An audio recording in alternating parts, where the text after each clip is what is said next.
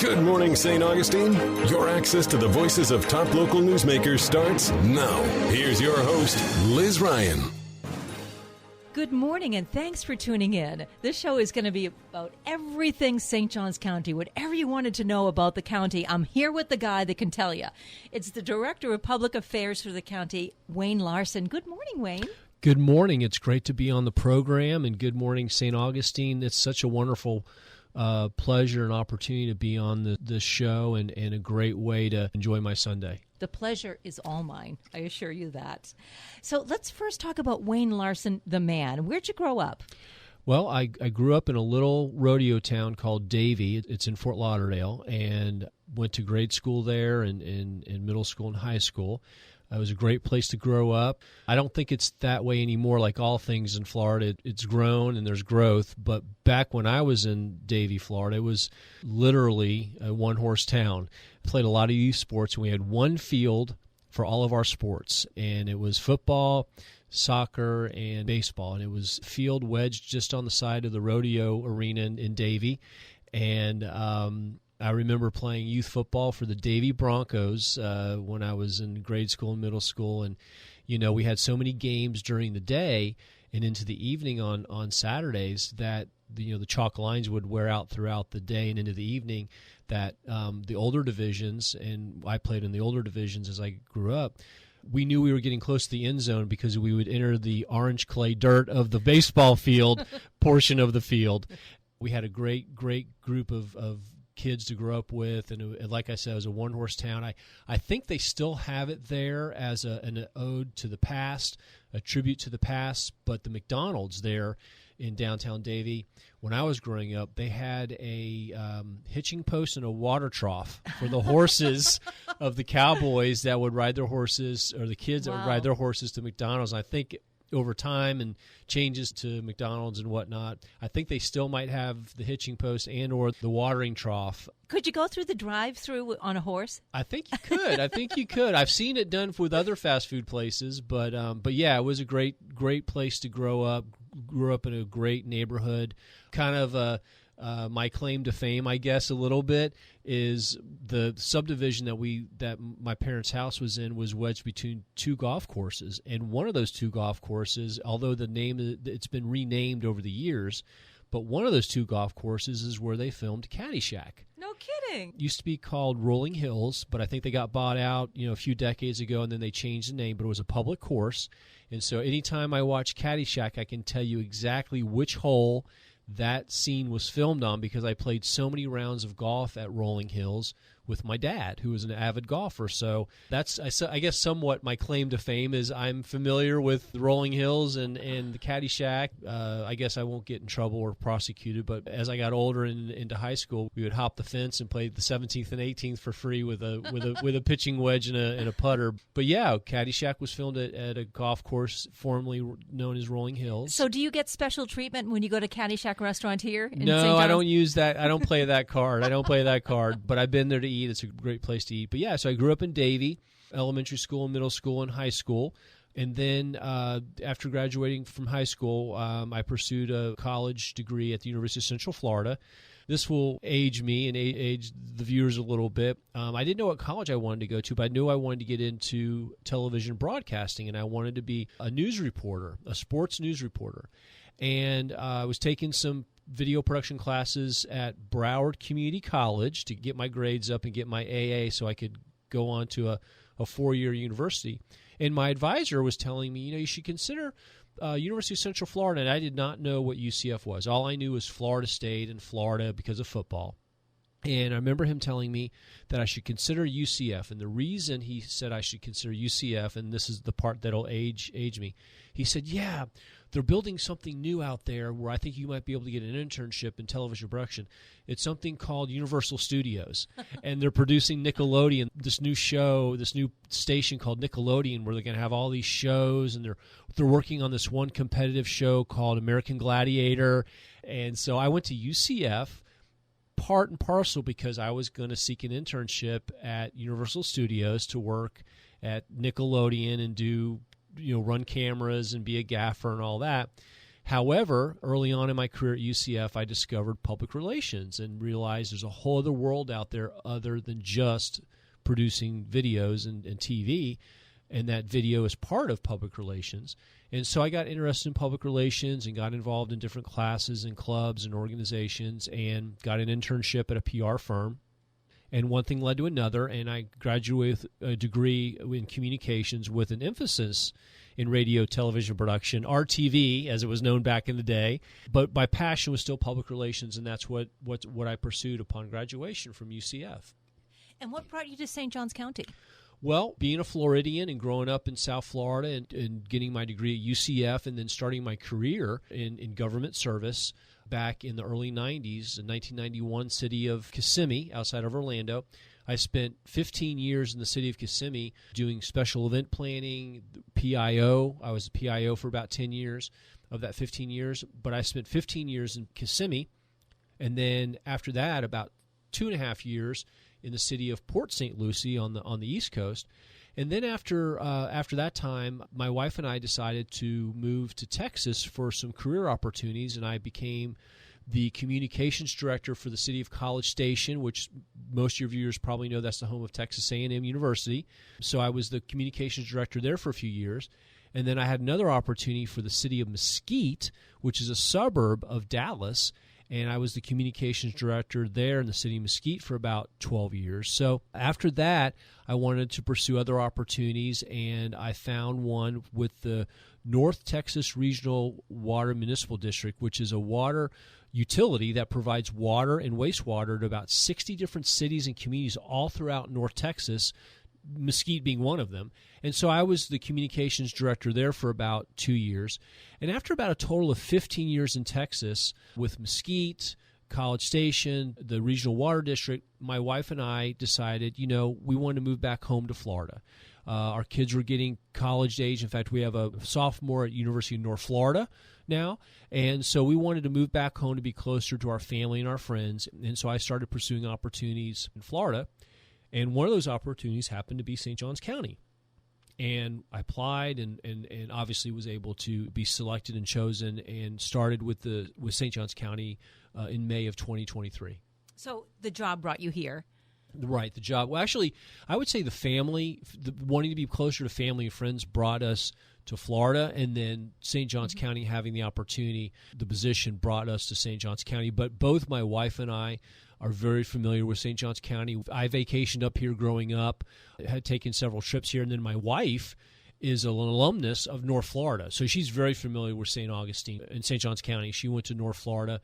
So we're very happy to be back in the area, very happy that our daughter, one of our 3 daughters, is going to North Florida, my wife's alma mater. And so started here in St. Johns County in May of 2023. I think you're older than you look. I'm older than I look. Well, that's very gracious of you and very compassionate of you. But yeah, so this is my 34th year as a government communicator. I've been doing, my years as a PIO in Kissimmee, communications director at Port St. Lucie, and then in Texas. This is my 2020, because I started in 1991 with Kissimmee, so this is my 34th year as a government communicator, PR person for a government organization. Wayne, I think you must be a very organized kind of guy, because as director of public affairs, I imagine you have a lot of people to communicate with you, a lot of balls in the air all at the same time, stuff coming at you left and right from all directions. How do you manage that? Is it a challenging job? It is. It's an enjoyable job, responsibility, something I look forward to. I lean on my previous experiences. And I lean on the phenomenal rock star team that I have in public affairs. It's just not me. I have a wonderful team of coworkers that support me and back me up. And really, they do most of the hard work, most of the heavy lifting. But I lean on my past experiences and the people I've worked with and my mentors. And one of my mentors, Julia, who hired me in Kissimmee in 1991, she told me a couple years into my career, because I was young, right out of college. I was going to change the world as a government communicator in Parks and Rec, where I started. And she kind of sat me down one day. And she said, you're doing well. Pace is a good thing. And she said, Wayne, knowledge is knowing tomato is a fruit. but having wisdom is knowing not to put tomatoes in fruit salad. And, wow. And so that stuck with me, and Julia was a wonderful mentor for me while I was in Kissimmee, and as my career moved on outside of Kissimmee. She unfortunately passed away a few years ago, but Julia's remarks and her wisdom stayed with me all these years. So I try to apply that at this stage of my career, leaning on wisdom, and sometimes I might have the knowledge, but leaning on wisdom, and each and every day, and as to answer your question about balls in the air, I try to juggle those balls best I can all the time, knowing not to put tomatoes in my fruit salad. I love that. That's a great analogy. You must have to know everything there is to know about St. Johns County. People probably come to you with questions all the time. That's a great question, no pun intended. It is challenging, and it is a great asset to have knowledge of the community that you serve. And that's one of the reasons that when we moved to St. Johns County, one of the top priorities I had was to live in St. Johns County. So my wife and I we chose to purchase a house in St. Johns County and raise our children in St. Johns County. I've learned over the decades that living and being a part of the community goes hand in hand with being a public servant. And so being a public servant for more than 3 decades, I try to give back to the community that I serve in. And so, I volunteer. In fact, just volunteered the last Friday, which I do about at least once a month for Meals on Wheels to deliver meals for Council on Aging here in St. Johns County. So love doing that. I've done Meals on Wheels, I think, in every community that we've lived in over my career. So I deliver Meals on Wheels on Fridays. Over on the island, I think I have Route 13 on Fridays. So Route 13, that's me. And then I'm a huge active member of the Knights of Columbus through our church, and so we're active in our church in St. Johns County and active in the Knights of Columbus through fundraisers. And so living in the community helps me become better educated about the community and the people that I serve as a public servant. Here's a question I bet you hear a lot. What is the difference between the comprehensive plan and the strategic plan? That's a wonderful question. The comprehensive plan, as the name implies, comprehensive. That is a long-range planning document that all governments, cities and counties have to help guide forward their organization and the community that they serve for decades. It's what are we going to do with this piece of land? Where do we want roads to be built? Where do we want to approve housing? What type of housing? Where does it go? Land designation, environmental stewardship. Comprehensive plan is a comprehensive outlook, overarching forecast of how we want our community to look, not for us, and maybe not even for our kids, but for our kids' kids. What does it look like in 20, 25, 35, 50 years? And so that's a comprehensive plan. A strategic plan, as the name implies, is very strategic, very focused, a very focused lens on what are we trying to do when it comes to serving the community. And most recently, as I'm sure your listeners know, the Board of County Commission for St. Johns County approved the new strategic plan for the county. And as part of that strategic plan, Liz, they had 6 key priorities. And those priorities were building and sustaining community trust, building community well-being, developing economic prosperity for the community, enhancing and protecting our conservation, building sustainable infrastructure, and creating organizational excellence for the county. And the one that really hits home for me is the community trust, because as part of community trust and part of that part of the plan, community trust was all about expanding and promoting the citizens' understanding of government and educating them on what the county does, how we do it, really engaging and enhancing the community's trust through proactive communication that fosters engagement and builds that sense of awareness and ownership in their community. I think the county does an excellent job with engaging the community, engaging the residents, getting the word out, keeping people informed, being transparent. What are some of the ways that your department, Wayne, communicates with the residents and gets the word out? Well, I'm really glad you answered that question, because as part of a selfish promotion, our team has so many different ways that we connect with people because, as you know, Liz, people consume information in different ways, in different formats. Listening to this podcast, listening to 105.5, listening to WFOY, social media, the newspaper, TV, newsletters, their neighbors, church, community groups, rumors. We have to be as diverse as we can, and so we use every form of communication platform that we can. One of the philosophies that we implemented a couple years ago in the Office of Public Affairs is something called IMC, and that's Integrated Marketing Communications. And what IMC is with the county, you will never see a singular use of a piece of information on one platform. What you read on our website, you will also see on Facebook, and you also see it on Twitter and Instagram, and you may see a video of it on GovTV, our government access channel, and you may see that same video on YouTube. You may see a smaller version of that video that tells the story in a quick reel on Instagram. You may hear me talk about that same story on this podcast or my monthly show with Larry on WFOY, or when you call me, Liz, to do a phoner on a topic. And so the same about every day. The same information, the same story is packaged and delivered in various ways to our community so they can consume it in the ways that they prefer to consume it. And so our IMC wheel is delivering information in different ways: long format, short format, video, the written word, the audible word, any way we can to get information to our citizens, to build a collaborative community and create a sense of alliance to make sure that we're getting out the information and the facts to the community. And so community trust, which is one of those 6 priorities, those 6 pillars of our new strategic plan, which is enhancing community trust, one of the best ways that we can build trust with our community is being transparent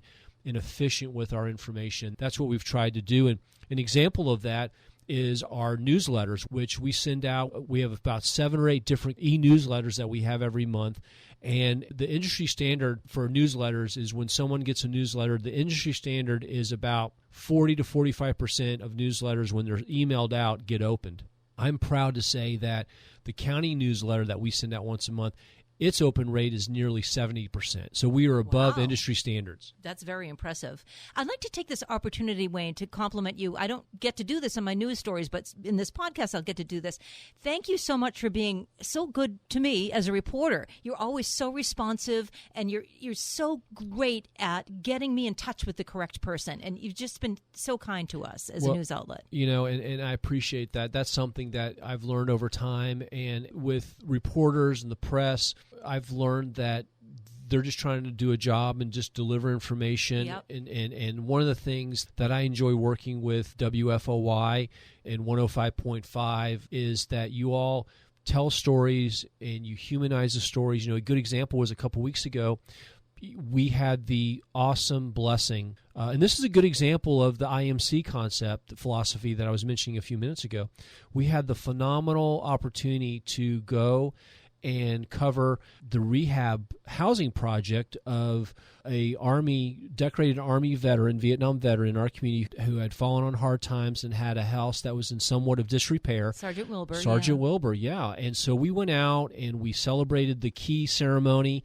We produced a video recap of the event with interviews with our county commissioners and the Operation Lifeline, who helped do the rehab, and the HUD programming from the county that supports the Operation Lifeline efforts.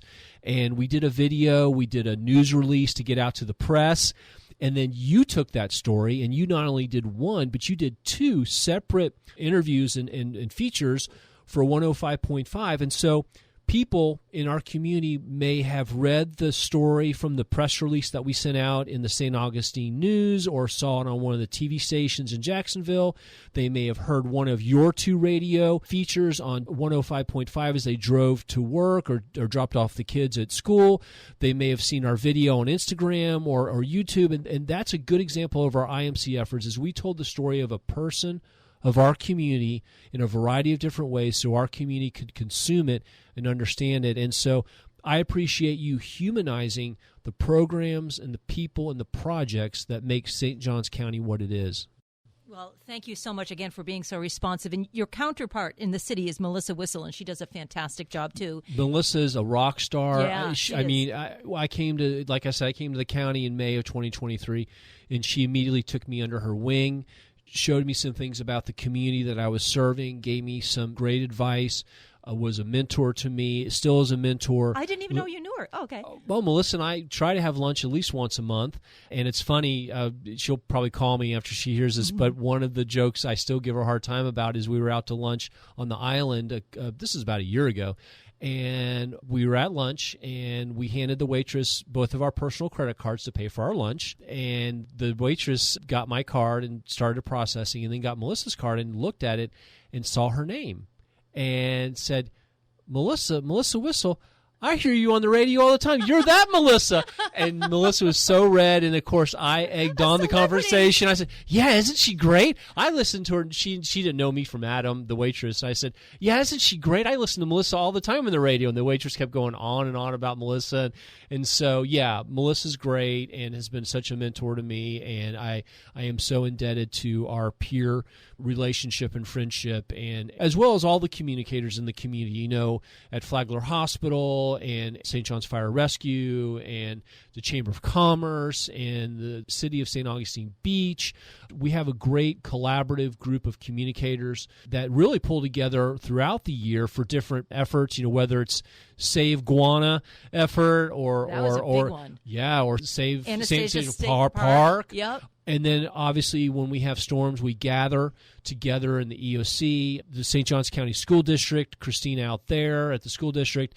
We have great relationships, and so it's a wonderful place to work and be a part of a community and build that community trust, which, again, community trust is one of the 6 pillars of the strategic plan.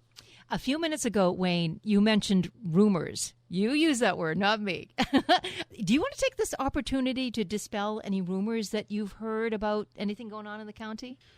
Sure. I think one of the rumors, I think it's just a general rumor, is the county's inability to get projects completed. And when you look at our capital improvement program, in fact, just recently I was talking to our public works director, Greg Caldwell, and he shared with me that we currently have 104 projects that we are building at a tune of more than $400 million. And that's everything from road widening to our manhole rehab program to replace old manholes, to building parks, to building beach walkovers to get to our beaches, ADA accessible walkovers, to coastal management projects. We just finished that important project down in Summerhaven, that rock revetment program that was affected by hurricanes a few years ago. And that's not even including what's going on in water utilities and coastal management programs. And so one of the rumors is the county's not getting projects done. And the truth of the matter is that we are building so many projects concurrently with one another. And we announced a couple of weeks ago a brand new web page on our website, and that web page is actually a storyboard. It's a storyboard about all of the capital projects we're building, with pictures and a story, videos in some cases, and every one of these storyboards has the project manager's name and phone number and email, so the residents can contact that project manager and ask that project manager, I've heard this from my neighborhood, or I was talking to my neighbor over the fence the other day and he or she said this, or I was at the coffee shop and they were talking about this. I heard in church this. What is the truth? And so with this storyboard, and it's our website, which is sjcfl.us/featured projects. You can go there and look at any of the road projects, parks, beach walkovers, water reclamation facilities, water plants, all the things that we are building. Look at the pictures, look at the progress, get the budget information, look at some videos, pictures, and then if you want, shoot an email over or call the project manager and get the truth. And so we're really excited about this new featured projects webpage. Again, sjcfl.us/featured-projects. You can go there and look at a ton of information just to dispel rumors that you may have heard. And Greg Caldwell is great at his job. Aren't we lucky to have him? Greg tells you we are. And Greg shares with me the story when he started in St. Johns County. We have this phenomenal capital improvement program of building roads and parks. He shared with me a couple months ago, I was blown away, that when he started with the county, he was put in charge, I'm probably going to mess up the name of the program, but essentially he was put in charge of the Dirt Road Management Program. Dirt Road Management Program. And so we have just so much going on, from the $1.5 million expansion of the Field of Dreams baseball up in the northern part of the community to, like I said, the Summer Haven program, which was the Rock Revetment program. We just celebrated 4 new sand volleyball courts in Nocatee Park for those sand volleyball aficionados. The Crescent Beach parking lot with the newly completed ADA walk over to the beach, the State Road 207 water reclamation facility at a tune of $3.2 million. That will bring 6.5 million gallons per day of safe drinking water to our community. And recently the Board of County Commissioners approved $25 million for 2 separate road improvement projects on State Road 16. Of course, we've got the work of the Silverleaf Sports Complex in Shearwater Community Park and Library that launched. We are seeing proactive infrastructure improvements out in the Marsh Creek neighborhood. So just tons of projects and programs to literally build, brick by brick, field by field, a better St. Johns County. And we have to give props to Ryan Kane. Ryan is a rock star. Ryan is a Bostonian, I think is the right term. So Ryan is, we have one of our public affairs specialists, Joey, who represents the park's interest in public affairs. He's great. And Joey's Tyler. great, and Tyler and Matt and the whole gang. But Joey does a wonderful impression of Ryan with a very heavy Boston accent. But Ryan's great. They're doing, Ryan and Jamie and the entire crew, they're building parks. The board approved a $120 million plus regional park program project last year. So we're quickly building parks. And so going back to your question of rumors, go to that special webpage, sjcfl.us, featured projects. You can get really granular, detailed information about the parks. And if you still have questions, you can call the project manager. Wayne, this half hour is flying by. Before I let you go, I do want to talk about hurricane preparedness because we are in hurricane season. Will the county be giving away sandbags again soon? We had a sandbag giveaway at the beginning of hurricane season. As you know, Liz, Atlantic hurricane season kicks off in the first part of the summer. June, we had a sandbag giveaway. If and when we are impacted or forecast to be impacted by storms, we will again provide sandbags in some form or fashion. Of course, last year we launched the automatic sandbag filler apparatus that Public Works has to quickly fill sandbags. In the past, residents would have to fill their own sandbags. Bring a shovel. But we have the sandbag filler. Of course, it doesn't fill sandbags for the hundreds of thousands of residents we have, but it does help make the process more efficient. To your question, hurricane season, we're getting to the thick of it. That's this time of year is typically when we might see some storms impact St. Johns County. Stay informed, stay informed, stay informed. Go to our website, which is sjcfl.us, and go to the emergency management page, sjcemergencymanagement.com. Sign up for Alert St. John's. If you do anything, sign up for Alert St. John's. Alert St. John's sends emergency notification directly to your mobile device, iPad, phone, Android device. Sign up for Alert St. John's. That'll give you the most readiest information that you can get. Also, while you're on sjcemergencymanagement.com, sign up for Know My Zone, the evacuation tool. Know what zone you live in. If you live in a flood-prone zone, if we announce that zone, whatever the number is, you'll know that you're being asked to evacuate because of the storm. So know your zone.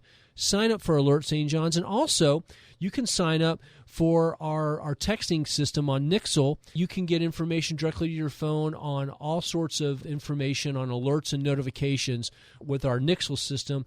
You can go and text St. John's EOC, that's St. John's EOC, to 888-777 for opt-in to receive notifications via text message. So go and text St. John's EOC to 888-777 to receive text notifications on related emergency management information. You forgot one thing.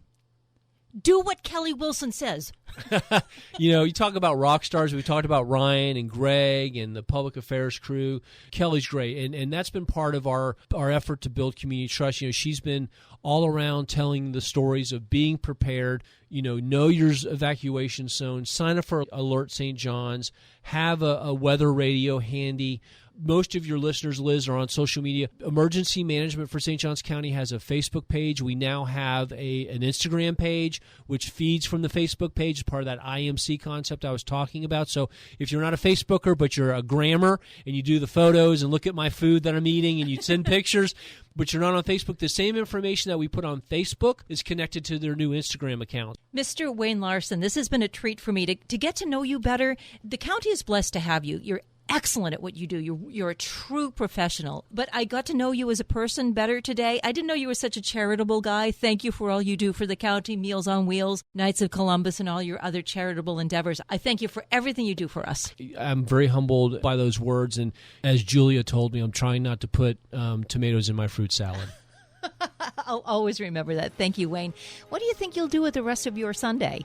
Well, from here, I'm going to pick up my wife and kids. We'll head over to our church. We go to church in near where we live in the northern part of the community, and then after that, it's brunch and it's football season. So I'll probably kick my feet up and relax and watch some football and root on our hometown Jacksonville Jaguars. That's a great plan. Thank you, Wayne. Talk soon. Bye-bye. Thank you for listening, and remember, all of our programs can be downloaded as a podcast. Go to flaglerbroadcasting.com, click on podcast, and scroll down to Good Morning St. Augustine. Enjoy the rest of your Sunday in our beautiful, ancient, historic city.